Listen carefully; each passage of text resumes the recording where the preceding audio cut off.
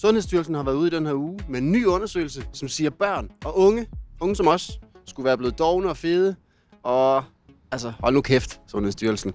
Hvis de nu selv meldte sig ind i et fitnesscenter og gik ned og så, hvad der rent faktisk foregik. Det er ikke sjovt. Det er farligt. I work out all day, and obviously I'm an ex-athlete.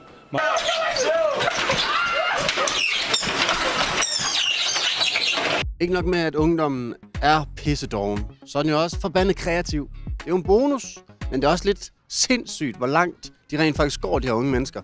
For at undgå at røre sig, men stadig ikke være sådan helt skåret.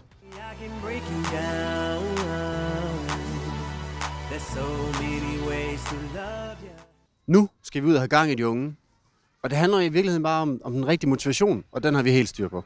Er der nogen af jer, der kan tage 10 armbøjninger for et dyrekort? Det er nemt. Det er nemt at aktivere de unge. Kan jeg få jer til at løbe om kap? Nej, jeg kan ikke løbe. Hvad nu hvis, at I fik nogle af de her dyrekort? Så er jeg frisk. Dyrekort. Go! Det er det, der er det værste. Det er det der med hængerøvsbukserne. Det er umuligt at løbe i. Yes! Ja, den er også god, den der. Ja, det er en fandme. Ja. Banan. Æble. Avocado. Og vindrue. Og vindrue. Og vindrue. Ananas. Vandmelon. Porre. Agurk.